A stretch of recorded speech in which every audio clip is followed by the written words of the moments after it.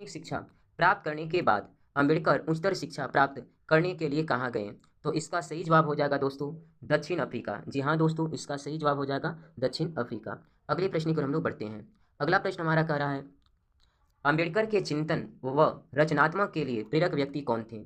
तो बुद्ध, कबीर, ज्योतिबा फुले। तो इसका सही जवाब हो जाएगा डी, इनमें से सभी। इनके जीवन में तीनों व्यक्तियों का महत्वपूर्ण योगदान रहा है। अगले प्रश्न की ओर हम लोग बढ़ते हैं। अगला प्रश्न हमारा कह रहा है, जाति पाति जाति पाति तोड़क मंडल। जी हाँ दोस्तों, जाति पाति तोड़क मंडल भाषण लाहौर में कब हुआ था? तो इसका सही जवाब हो जाएगा 1936 में। 1936 में। श्रम विभाजन और जाति प्रथा क्या है? श्रम विभाजन और जाति प्रथा क्या है? कहानी, भाषण, निबंध, साहित्यकार। तो इसका सही जवाब हो जाएगा निबंध। ये क्या है दोस्तों? तो निबंध है। और किसने लिखा है? तो भीमराव अम्बेडकर ने लिखा है। अगले प्रश्न की ओर हम लोग बढ़ते हैं।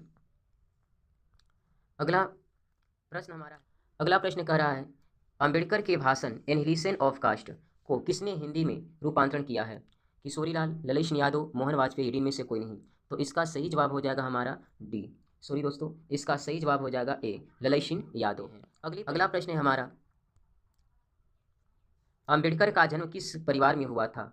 अंबेडकर का जन्म किस परिवार में हुआ था? तो इसका सही जवाब हो जाएगा 23 के सी, दलित परिवार में। जी हाँ दोस्तों, इसका सही जवाब क्या हो जाएगा? 23 के सी, यानी कि दलित परिवार में। अगला प्रश्न हमारा कह रहा है, लेखक को किस युग में कहाँ पर विडंबना दिखाई देता है? लेखक को किस युग में लेखक को इस युग में कहाँ पर विडंबना दिखाई देता है? तो इसका सही जवाब हो जाएगा जातिवाद में। क्या होगा दोस्तों? तो इसका सही जवाब हो जाएगा जातिवाद। डॉक्टर अंबेडकर के माता का नाम क्या था? डॉक्टर अंबेडकर के माता का नाम क्या था? तो इसका सही जवाब हो जाएगा भीमा बाई। क्या होगा दोस्तों? तो भीमा बाई हो जाएगा। अगले प्रश्न की ओर हम लोग बढ़ते हैं। अगला प्रश्न है हमारा, डॉक्टर अंबेडकर ने पीएचडी की उपाधि कब धारण की थी? जी हाँ दोस्तों, डॉक्टर अंबेडकर ने पीएचडी की उपाधि कब धारण की थी? तो इसका सही जवाब हो जाएगा 23 के सी, 1916 ईस्वी में। जी हाँ दोस्तों, 1916 ईस्वी में। अगले प्रश्न की ओर हम लोग बढ़ते हैं। अगला प्रश्न कह रहा है, the castes in India their mechanism किसकी रचना है? The castes in India their mechanism किनकी रचना है? तो इसका सही जवाब हो जाएगा भीमराव अंबेडकर की। अगला प्रश्न, आदर्श समाज स्वतंत्रता, समानता, भ्रातृत्व पर आधारित होगा किसने कहा था? तो इसका सही जवाब हो जाएगा हमारा भीमराव अंबेडकर। क्या होगा दोस्तों? तो इसका सही जवाब होगा भीमराव अंबेडकर। अगले प्रश्न की ओर हम लोग बढ़ते हैं।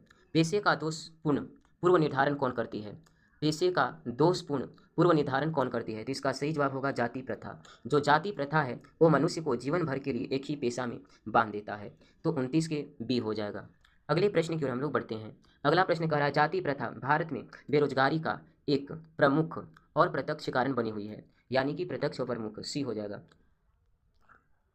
अगले प्रश्न की ओर, मूक नायक क्या है? तो मूक नायक एक पत्रिका है। अगले प्रश्न की ओर बढ़ते हैं। डॉक्टर भीमराव अंबेडकर की मृत्यु कब और कहाँ हुआ था? तो डॉक्टर अंबेडकर की मृत्यु हुआ था 1956 ईस्वी में, दिल्ली में हुआ था। जी दोस्तों, कहाँ हुआ था? तो 1956 ईस्वी में दिल्ली में हुआ था। अगले प्रश्न पर बढ़ते हैं।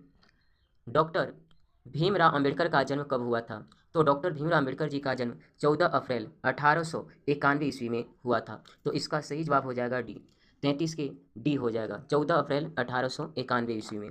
अगले प्रश्न को हम लोग बढ़ते हैं। डॉक्टर अंबेडकर का जन्म कहाँ हुआ था? तो डॉक्टर अंबेडकर का जन्म महू मध्य प्रदेश, महू मध्य प्रदेश में हुआ था। जी हाँ दोस्तों, महू मध्य प्रदेश में हुआ था।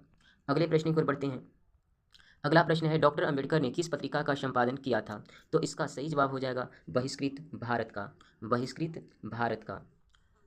अगला प्रश्न कह रहा है, भारतीय संविधान का निर्माता किसे कहा जाता है? तो भारतीय संविधान का जो निर्माता है वो कहा जाता है भीमराव अंबेडकर को। अगले प्रश्न की ओर हम लोग बढ़ते हैं। डॉक्टर अंबेडकर का वाङ्मय कितने खंडों में प्रकाशित है? डॉक्टर अंबेडकर का वाङ्मय कितने खंडों में प्रकाशित है? तो इसका सही जवाब होगा दोस्तों, तो इसका सही जवाब हो जाएगा हमारा 21 खंडों में। क्या होगा दोस्तों? तो 21 खंडों में हो जाएगा। अगले प्रश्न की ओर हम लोग बढ़ते हैं।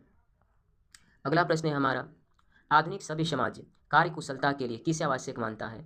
आधुनिक सभ्य समाज कार्य कुशलता के लिए किसे आवश्यक मानता है? तो इसका सही जवाब हो जाएगा श्रम विभाजन को। तो 38 के हमारा हो जाएगा ए, श्रम विभाजन को आवश्यक मानता है। डॉक्टर अम्बेडकर के पिता का नाम क्या था? तो पिताजी का नाम था रामजी सकपाल और माता का नाम भीमाबाई और उनकी चाची का नाम था मीराबाई। अगले प्रश्न की ओर हम लोग बढ़ते हैं। जाति प्रथा श्रम विभाजन के साथ साथ किसका रूप लिए हुए है?